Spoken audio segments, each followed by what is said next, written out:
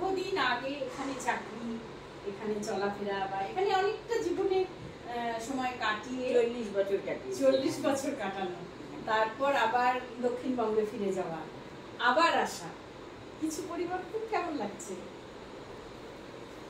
আসলে এখানে চাকরি সূত্রে এখানে ছিলাম, কিন্তু আমার তো বেড়ে ওঠা অল্প বয়সটা তো আমার কলকাতাতে, শাখাওয়াত মেমোরিয়াল স্কুলে পড়েছি, প্রেসিডেন্সি কলেজে পড়েছি, ওখানেই তো ছিলাম। তারপরে নৈহাটিতে বিয়ে হয়েছে, নৈহাটিতে শ্বশুর বাড়ি, সেইগুলো সমস্ত ছিল, সেই জন্য সেই টানেও গেছি। তাছাড়া লেখালেখির জগৎটা ওখানে একটা বৃহত্তর পরিমণ্ডল পাওয়া যায়, সেই জন্যই রিটায়ার করে চলে গেছিলাম। কিন্তু তারপরে আমার স্বামীও চলে গেলেন, ছেলে এখানেই থাকলো। আর এখানে ও যায়নি কখন? না, ও থাকেনি ওখানে, ও শুধু বি কলেজে পড়েছি যখন। আর চাকরি, প্রথম জীবনে চাকরি 2 বছর এই ছিল। তারপরে ওখান থেকে আমেরিকায় চলে যায়, তারপরে হায়দ্রাবাদ, সেখান থেকে লন্ডন চলে যায়, যার জন্য ওর আর কলকাতায় থাকা হয়নি। আমি ওই 19 বছর থাকলাম নৈহাটি থেকে। তারপরে ছেলে এখানেই সেটেল করলো, এখানেই ওর ব্যবসা, ওই জন্য আমি আবার এখন আর একা একা ভালোই লাগে না। এখানে নর্থ বেঙ্গলের উপর টানটাও যায়নি, এখনো পর্যন্ত চেনা জানা অনেক লোক এখানে, অন্যরকম ভালো লাগে। ছাত্রছাত্রীদের সঙ্গেও দেখা হয়। আমার সঙ্গে তো ইউনিভার্সিটিতেই দেখা হতো, মনে আছে? আমি বাড়িতে গেছিলে, আমার মনে আছে। তখন আমার বলতো সবে শুরু হবে, কবিতা নিয়ে গেলে, কবিতা পড়লে, আমার মনে আছে। মানে আমার সঙ্গে কলকাতাতেও যোগাযোগ ছিল।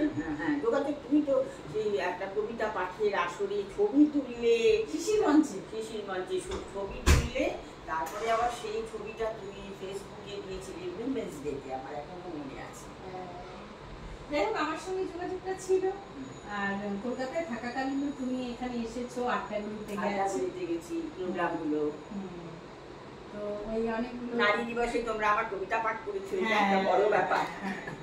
ওখানে আমরা অনেকেই কবিতা পাঠ করা হয়েছিল। সেখানে তোমার তো থাকবেই, আমার কেননা কিছু প্রিয় মানুষ থাকে, তাদেরকে সবসময় কাছে রাখতে আসি, খুব ভালোবাসি, কারণ একটা পরিমণ্ডল তৈরি হয়।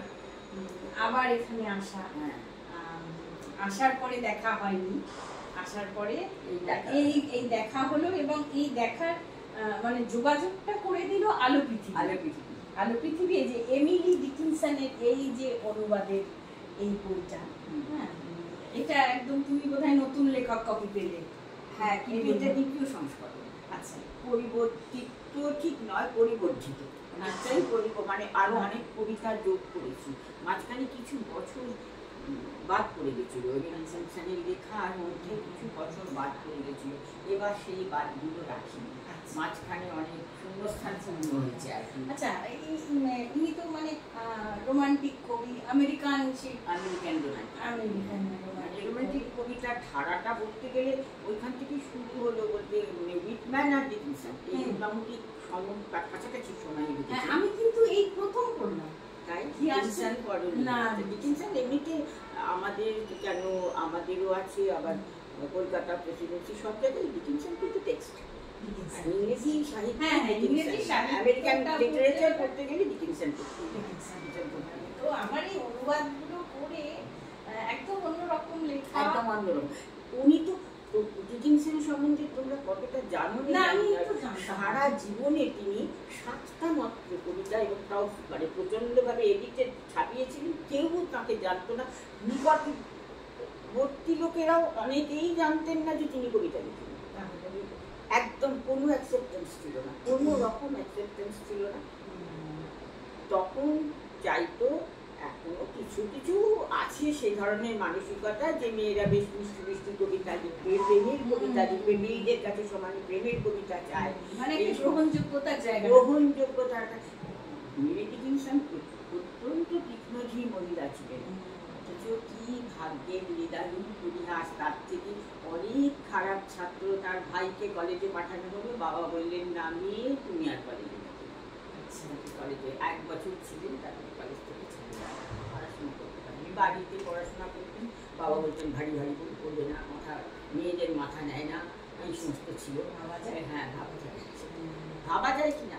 আমাকে আমার বাবা অঙ্ক নিতে না করলেন না, ইলেকট্রিক ম্যাথমেটিক্স নেবে না, মেয়েরা ওই হায়ার ম্যাথমেটিক্স বোঝে না, তুমি ওই অঙ্ক বুঝবে না। আমি বললাম আমাকে অঙ্ক নিতেই হবে, না হলে আমি হায়ার সেকেন্ডারিতে রেজাল্ট করতে পারবো না। তারপর টিচাররা জোর করে আমার অঙ্কটা দিল, তাই সেই জন্য আমার অঙ্ক দিয়ে পড়া।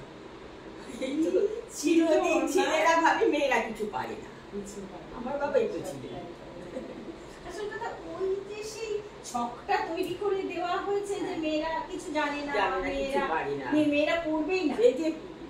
এই যে রামমোহন রায় তাহাদের শিক্ষা দিয়াছেন কবে, বিদ্যা শিক্ষা দিয়াছেন কবে, যে তাহাদের অল্প বুদ্ধি করেন, এটাই তো প্রশ্ন, বিনোদিনীর প্রশ্ন। আমরাও সেই প্রশ্ন আজও করে যাচ্ছি, এখনো সেই প্রশ্নই আমরা করি, মানে মেয়েদেরকে ডমিনেট করা। হ্যাঁ, এই ডমিনেট আর কিছু না পারলে রে দেখাই যাচ্ছে প্রতিদিন, মানে শারীরিক একটা মেয়ে না বললো ব্যাস, আমাদের কথায় না বলা না, না মেয়েদেরকে কোনো কিছুতে না বলে না, মেয়েরা টিকাও আছে। হ্যাঁ, সবসময় তুমি চুপ, সবসময় তুমি চুপ করতে হবে, সবসময় তোমাকে হ্যাঁ বলতে, হ্যাঁ তুমি কিছু জানো না, তুমি কিচ্ছু জানো না, সব আমি জানি, আমি তোমার শরীরকেও আমি পরিচালনা, মনটন তো বাদই দিলাম। তো আজকে গুটি কয়েক শিক্ষিত মানুষ সেগুলো বুঝতে পারে, কিন্তু গুটি কয়েক মানুষ দিয়ে তো আর গোটা সমাজ হয় না, হচ্ছে না, কিছুতেই তো কিছু হচ্ছে না, একদম তাই।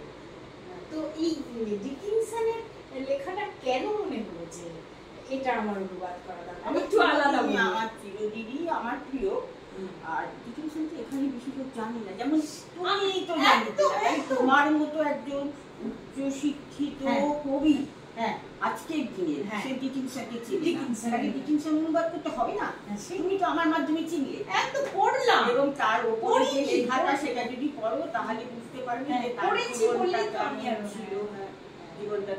এই জন্যই ওনার জীবন এবং কবিতা প্রয়োজন ছিল বলেই লিখেছি, সিলভিয়া প্ল্যাথও প্রয়োজন ছিল বলেই অনুবাদ করেছি।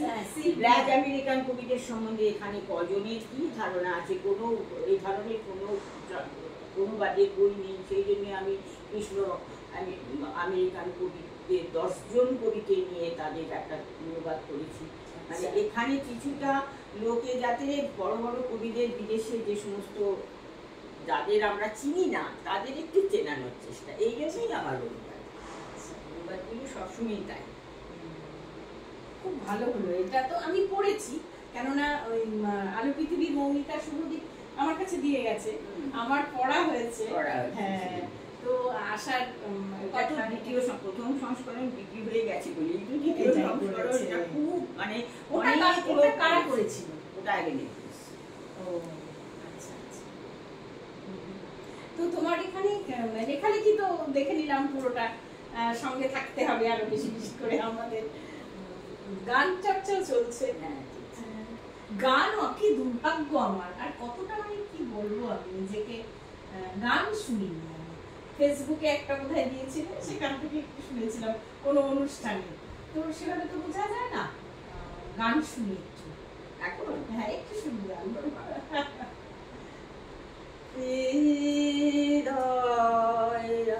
আমার প্রকাশ হলো অনন্ত আকাশে, হৃদয় আমার প্রকাশ হলো বেদন বাসে উঠলো বেজে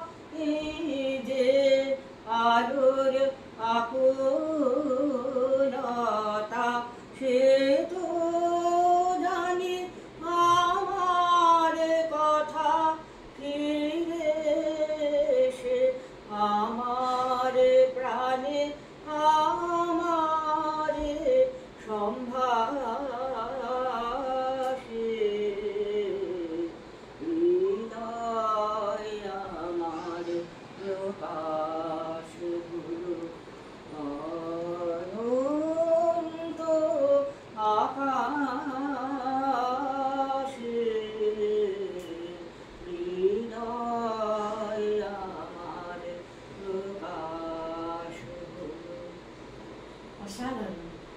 তাও একেবারে ভীষণ ভালো হয়ে গেল। ভালো থেকো, আবার দেখা হবে। আবার দেখা হবে, তোমার সাথে তো দেখা হবে। হ্যাঁ সেটাই।